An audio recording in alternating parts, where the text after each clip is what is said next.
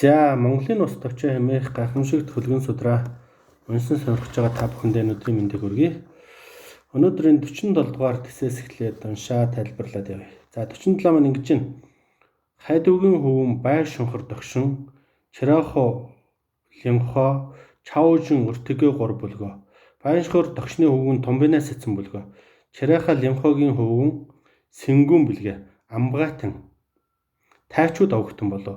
Чираха линхогийн бэргэн эмээс төрсөн хүү бисүүдэ нэрт бүлгөө. Бисүүд авахтан тэд болов. Чаужин өртөгийн хөвөн ороонар, хонхтон, аруула, сүнэд, хавтуур хас. Аднар бол гингэнсэн гинигээс авахтан тэд болсон гэж. За цаашаа томбонаас эцний хөвгөн Хабуул хаан Сэм Сэвчээлээ 2 бүлгөө. Сэм Сэвчүүлэгийн хөвгөн Бүлтээчүү Баатар бүлгөө. Хабуул хаан 7 хөвгөнтэй бүлгөө. Ууган хөвгөн охин бархаг. Удаагх нь Бартан Баатар, Хотоогта Мөнгүр, Хутуула хаан, Хулаан Хадаан Төдөгөн отогчин эд 7 бүлгөө гэдэг чинь. За ингээд эндээс харах юм бол нөгөө хайдуугийн хөвгөн хайдууч нь бол энэ штэ. Бодончор богдын аваал эмээс төрсөн Хабичи нэрт Баатар байгаа тийм үү? Бодончор богдын Хабичи нэрт Баатар. Хабичи нэрт Баатарын хөвөн нь Минийн төдөөн болов. Минийн төдөөгийн хөвөн хүчүүгийн хөлөвгийн хөвөн одоо хайдуу штэ. Тэгэхээр ч одоо эдгээр ч нэг яг аваал эмээс төрсөн гэдэгтэр албан ёсоор ураг удмыг залгамжилсан тэр отог омгийг удирдах захирах эрхийг албан ёсоор залгамжлаад яваад гэсэн нөхдүүдийг л ингээл зориуд нэр цохол дурдаад ингээд яваад байгаа шиг байна. Томбонаас сэцний хөвгөн Хабуул хаан гэдэг чинь одоо ингэж явсаргаад Хабуул хаан гэд анх удаага нэг тийм хаан гэсэн цол той хүний нэр гараад эхэлж байна.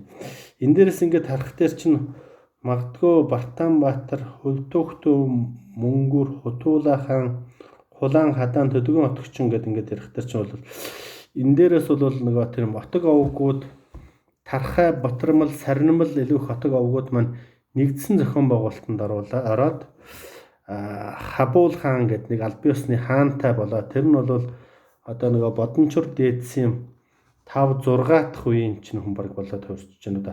5 6 дахь үеийн одоо нөхөр одоо Томбонаас эцний хөвн Хабуул нь албан ёсоор хаан ширэнд өргөмжлөгдөөд улс орон нэгдсэн жолоонд захирагдаж нэг удирдлагатай болж гисэн л байдал эндээс ингээд анзаарэгдчих юм. За тэгээ цаашаа ингэж байна. Охин бархагийн хөвгөн Хотогтой Зүрхий бүлгөө. Хотогтой Зүрхүүний хөвгөн Сачаа Бихи Тайчуу 2 бүлгөө. Зүрхий авахтан тэд болоо гэж. За Монголын ус товчон дээр Сачаа Бихи Тайчуу 2-ын тухай бол нэлээд хэд урдаад урддагддаг. Энэ бол нөгөө Тэмүүжинтэй ирээл, нийлээл, буцаал ингээд яваад идэг тэр нөхдүүдийн нэг. Одоо бол ингээд нөгөө Тэмүүжин Юсүхэ Баатрын үед рүү орж ирж байна. Бартан Баатрын хөвөд Мингүтэ хян, Нихүүн тааш Юсүхэ Баатар, Дарида отогчин энэ 4 бүлгөө. Хотоогта Мөнгүрийн хөвгөн Бүрий бүхий бүлгөө. Ононы түнд хоримлохууд бэлгүүтэн мөрийг ангасхийдл чавцсан тэр бүлгөө гэдэг. За энд бас дахиад нөгөө тэр авахтан болсон тийм болов гэж. За 2 3 авгийн нэр гараад ирлээ. Ямар ч байсан тэр Чираха хайдуугийн хөвгөн Чираха линхогийн бэргэн эмээс төрсөн хүн бисүүдэ нэрт бүлгөө гэж. Бисүүд авахтангууд бол одоо болтол манайхаар байдаг. Бисүүд аваг бол нэлээд тийм түгээмэл авагуд байдаг. Энэ бол бас тэр хотог хайдуугийн хөвгүүдээс салбарлсан тэр аваг болоод хувирж байна. Аль одоогоос бараг 1000 гаруй жилийн өмнөөс үүсэн бий болсон тэр аваг болж таарч байна. За Томбонаас эцний хөвгөн гэж. Зүгээр эднийг ингээд хараад байхад ерөнхийдөө ураг удам дотор нь бол дандаа Баатар, Цэцэн, Мөргүүн гэдгсэн тийм цолтой хүмүүс бол тасралтгүй ингээд яваад байгаа байдал анзаарэгдэж байна л да. Ингээд харах юм бол зүгээр ингээд төсөөлөд бодоход ингэж юм л да. За Эренгийн хонгийн намаг бол энэ Монголын ус товчооны өмнө залгагдах ёстой гэж тооцох юм бол Хүнүүгийн дараагийн Бутарлын дараа үеэс эхлээд Монголын бас нэг тийм тэргүүлэх аваг аймагуудын нэг хэсэг нь бол маш их тийм хүнд хэцүү хавчлага, дарамт, за тэр алан хядлагын тийм байдалд өртөөд цогтааж явж байгаа нэг тийм хадны уулын орой дөрөх байх баян бүрд гэмээр юм уу да бараг тийм эргэн тойрондоо ханан хадаар хүрээлэгдсэн тийм газар очиж амьдраад тэндээ бас нэг 200-300 жил амьдарч байгаа. Тэндээ багтахаа болохоор нэг тийм 70 үхрийн ширээр одоо хөөрг хийгээд ханан хадныхаа нэг хэсгийг хайлуулж гарч ирээд ингээд бурхан халдуунд ирж байгаа байдал чинь нөгөө Бүртчин гоо морл хоёр шүү дээ. Бүртчин гоо морл хоёр ирээд явах дээр за тэр Бүртчин гоо морл чинь нөгөө Добуумөргийн Бүртчин гоо морл хоёр чинь бол ингээд явах дээр бас нэг тийм Боржигдай мөргөн Монголжин гоо гэргээтэй торголжин баян маян гэд ингээд тэр үед бол бас нэг тийм тухайн орчинд одоо бурхан халдун орчинд амьдарч исэн тэр орчинд байсан хүмүүсийг өөрийн болгож дагуулаад тэндээс нэг бэр буулгаад яваад байсан байж таардаг. Тэр нь бол одоо нэг алуун гоочноос тэр авд байсан баргуужин төрхөмдө багтаж шингэхэ байгаад ирсэн одоо баргын дээд үг болох юм уу да. Тэр одоо нөхдүүдээс бэр буулгаад алунгог аваад Добуумөргөн гээд явж явах жишээ нэ. За дараа нь бол одоо юу гэдгийг те нэг бодомчор мөнхөг чинь бас нэг өвсөн эмбүүлд 1 жил орчим болцоод тэр хавьд байсан уран хайжин бүсгүйг одоо өөрийн болох ихнэрээ болгоод тэднийхний албад хариатуудыг дагуулад ингээд өөрийн болгоод албад хэрэгдээ болгоод ингээд явж явах жишээ нь ч гэдэг юм уу.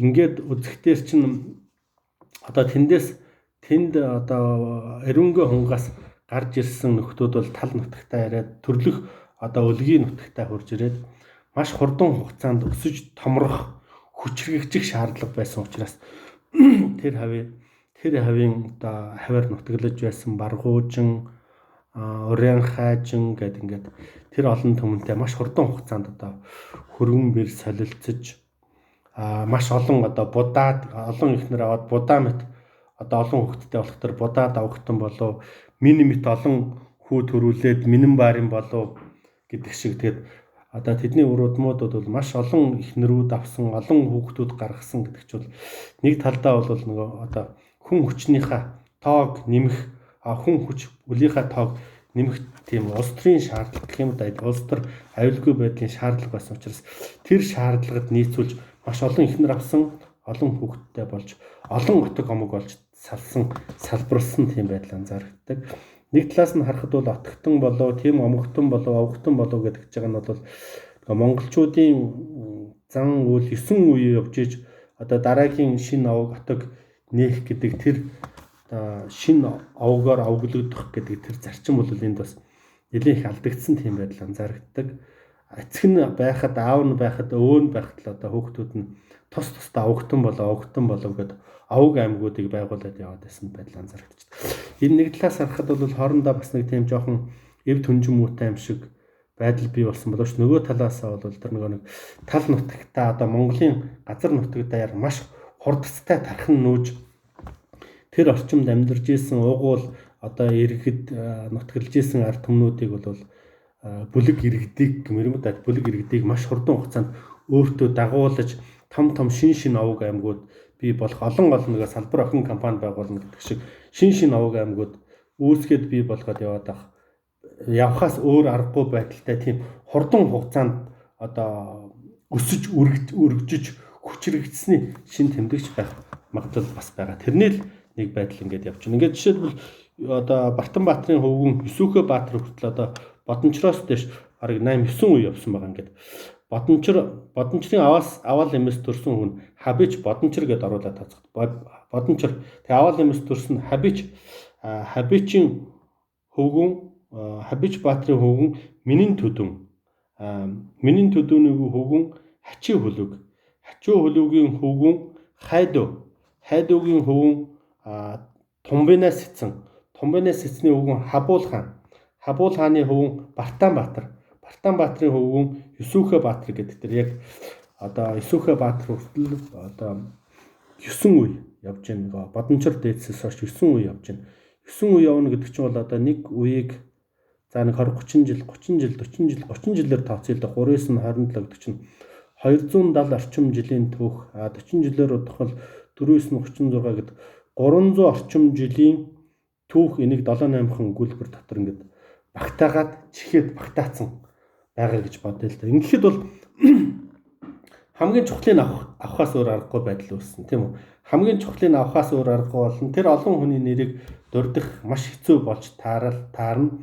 Тэгэхээр зүгээр ерөнхийд нэг тийм овогтон болов тэгээд тухайн үеийн төр нийгмийн одоо байдалтай нийгэм улс төр одоо тэр тэмцэл дайн тулаанд үнэхээр оройсон хүчин зүтгэл гаргасан нэр алдраа цуурай тусан тийм хүмүүсийн түүхүүд ингээл цохос дурддагдал яваад гисэн байх магадлал өндөр л доо. Тэгэхээр энэ хүн болгоны хүний л амьдрал хаана одоо юу гэдэг нь нэг хүн чинь нэг одоо доош 40 50 60 жил амьдарсан гэж бодоход хүн болгоны амьдралаар ингээд баг энэ нуус товчоноос зузаан номууд бичих бололцоолтой л да. Тэр үеийн нийгэм эдийн засгийн амьдрал нь ямар байсан юм бэ? Хүн ардынх нь заншил нь ямар байсан юм бэ? Ямар хууль дүрм мөрдөгдөж юм?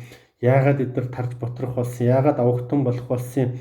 Яагаад одоо юу гэдэг нь одоо ингэж олон ихнэр авах болсон, олон хүүхэд төрүүлэх болсон.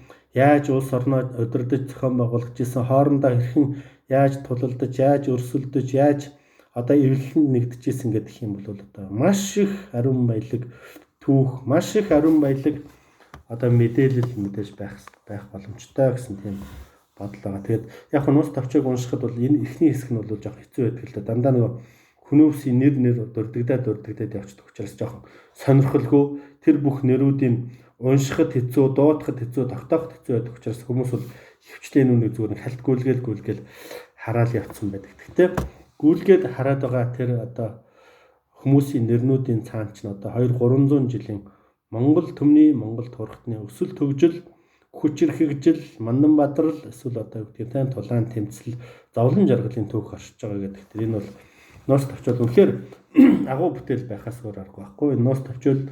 Нуус тавчооны энэ одоо юу гэдэг нь хүн болгоны амьдралыг сайн судалж одоо нэгэнт нэрэн дурдгдсан хүмүүсийн амьдралыг сайн судалж, уг сурвалж, хөөж одоо хөрш орнууд болох хятадууд, атад байдгийн Малтуус, за шин үгдийн дундад Аз мааз ингээд одоо улс орнуудад байгаа архивын бичиг баримтуудыг шүүж, гаргаж ирж хайх ёстой болоод байгаа л да. Манай археологийн олдуурууд гэдэг чинь жишээлбэл 80 ууланд хүн гүрний дээдсийн оршуулга байгаа гэдэг чинь бол эндээс одоогоос 2000 гаруй жилийн өмнөх үеийн хүмүүсийн түүх дурсгал оршуулга нь бол одоо бүрэн бүтнээрээ бидний үед хадгалаад ирсэн мэт шүү дээ. Тэндээс маш олон зүйл, олон мэдээллийг сэргээж харж болж байгаатай адилхан энэ бүх одоо Монголын нуус тавчаанд дурддагдсан хүмүүсийн намтар, түүх, булш, бунхан одоо юу гэдгийг ихс хойллого гэдэг тэр бүх юм нь бол энэ Монголын газар шороонд одоо хүртэл хадгалагдаж байгаа гэдэгт бол би туйлын ихтгэлтэй байдаг. Одоо бидний өөр хооч үе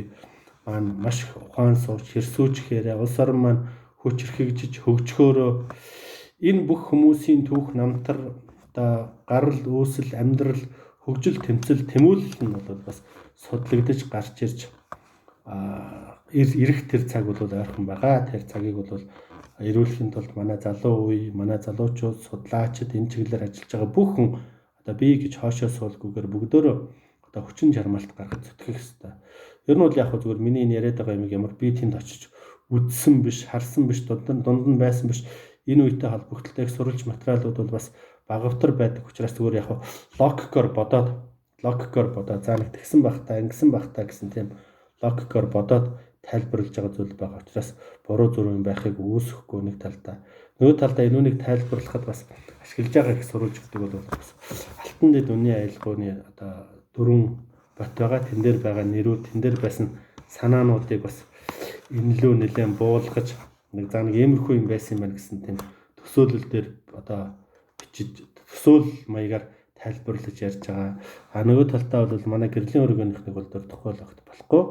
Гэрлийн өргөөнийхэн маань одоо Монгол түүхийн тавчаа, өрг цадиг, тунхаг, өрг цадиг, тамга гэдэг ингээд маш олон судруудыг тэр үед амьдарч исэн онгод эцүүдийг буулгаж тэднээс асууж одоо тодруулах замаар буулгаж тайлбарсан тайлбарууд бол байгаа. Тэгэд би бас энэ их сурвалжуудыг бас нэлээд тийм баримталж гэх юм уу та тэр их сурвалжуудаас санаа авч бас ярьж байгаа гэдгийг бол зориуд дурдах хэрэгтэй. Ялангуяа энэ хүмүүсийн нэрийг тайлбарлахдаа тухайн үед болсон үйл явдлуудын явдлуудыг тодлохдоо тэндээс бас их нэлээд санаа авсан юмнууд байгаа. Магадгүй цаашдаа бол энэ номнуудыг нэлээд тийм хүчтэй сурталчлах, ойлгуулах, олон нийтэд уншуулах тийм шаардлага бол байгаа гэж би хувьдаа боддог. Бас энэ хийж байгаа ажил маань бол Монголын ус товчоог бас арай өөр өнцгөөс харж болох юм байна. Олон янзаар тайлбарлаж болох юм байна. Гэт Монголын ус товчоог унших болдог бол бүр мухраарч хамаагүй шүтэн бишрээсэ гэсэн тийм бодлоор ярьж байгаа шүү. Ягаад гэвэл энд бол бид нар шүтэн бишрэхэд болохгүй юм байхгүй. Алтан гэрэл сударч гэдэг юм уу, Библич гэдэг юм уу тэр номнуудыг шүтээд бишрээд бид нар биетэй авч яваад бурхан шүтэн дээрээ тавьж болоод байгаа юм чинь энд байгаа бүх нэрүүд тийм овогтон болов, бисүүд овогтон болов, тайчууд болов, боржхон болов гэдэг ингээд ярьж байгаа. Өнөөдрийг хүртэл энэ овогтонгууд хүртэл үр садна ингээд амьдраад Монголын сая 500 автгын төрөлжин километр биш төдийгүй Монгол үндэстэн угсаатнууд нүүн суурьж исэн тэр бүх газар нутгуудад бидний хүмүүсийн үр өдмөд байгаа. Тийм учраас өөрийнхөө аав, өөрийнхөө өндөр дээд өвг дээдсийнхаа нэр ус түүх удам судраасаа бол ичихгүй, нэрлэхгүй, айхгүй, сэжиглэхгүй, бүдүүлэг муу мухаа гэж хараахгүйгээр ямар ч тийм эрээл хэцэрлэггүйгээр шууд хүндэтгэлтэй хандаж шүтэж бишрэх баягаар хандахад өөрөөсө болохгүй юм гэсэн тийм санааг л гол нь дахин яриад байгаа. Тэгээд та бүхэн маань бас энэ дэр болгоно үз.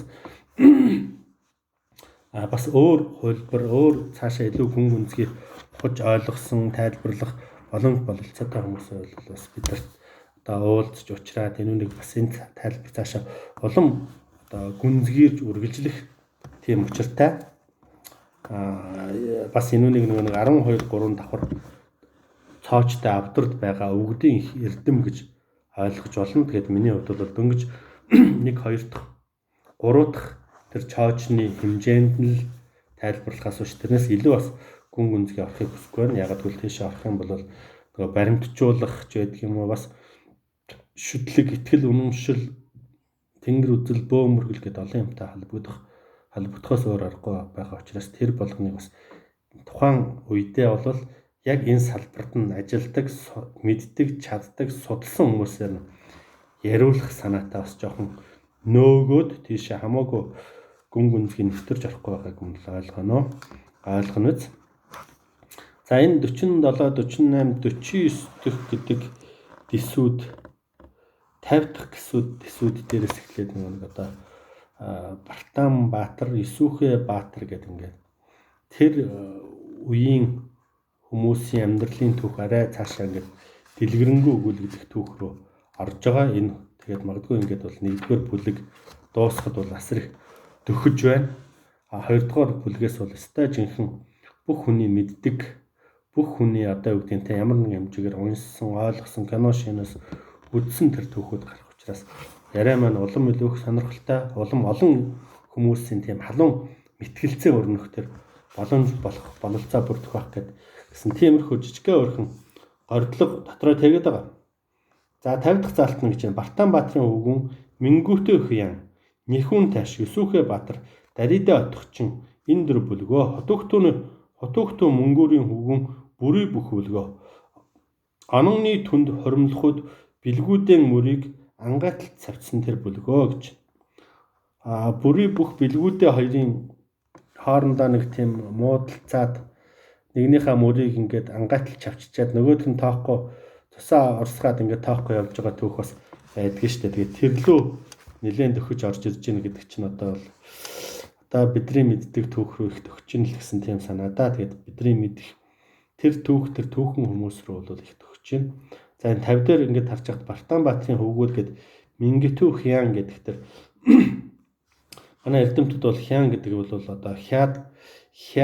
хян гэдэг бол хяд овогтны олон тооны нэр гэсэн тийм санааг төвшүүлсэн байлээ. Бас нөгөө талаас нь харах дээр бол хян гэдэг бол Албисар хаан ширээнд өргөмжлөгдөөгүй хааны орыг залгамжлах хамгийн их бололцоотой хамгийн ойрын шадар одоо дараагийн үе залгамжлагч байх магадлал бас байгаа. Эдгээр бүгдөө одоо овгийн нэр гэхээсээ илүү цол хэрэгэн болж байгаа байдал анзаарэгдэад байгаа маа. Мингүт хян Нэхүн тааш гэдэг гарахтар Бисүхэ Баатар Дарида отгочин гэдэг ингэхтэр Дарида отгочноос бусд нь бол ерөнхийдөө тийм Мингүтүү хян Нэхүн тааш хоёр бол энэ төрх ёсны албан ёсны томоохон цол хэрэгмүүд гэдэг чинь нэлээд тийм одоо манайхаар бол одоо ерөнхий сайд ч гэдэг юм уу өшөө нэг тийм батлан хамгаалахын сайд ч гэдэг юм уу гадаад хэргийн сайд ч гэдэг юм уу тиймэрхүү ажил үүргийн чиг хуваараараа одоо өргөмжлөгдсөн цолууд байх магадлал их байгаа. Сачаа бихи тайчуу хоёр бол энэ охин бархагийн хөвгүн хотогдож өрөх юм болоо хотогч өрхүүний хөвгүн гэдэг төр чинь сачаа бихи тайчаа хоёр чинь бол одоо бас л нөгөө юуг Исүхэ Баатартай сайдч муудаал бас Тэмүүчнтэй бас сайдч муудаал дэмжиж нэг ирээл явж нэг цухтааш нэг яваал ингээл яваад байдаг нөхдөд шүү дээ. Тэгэхээр энэ бол их Монгол улс байгуулагдахын уртл нөхцөл болж таарж байна. Тэгээд эндээс ингээ харах тэр Хабуул хаан нэг хоёр хааны нэр гарч байгаа. Хабуул хаан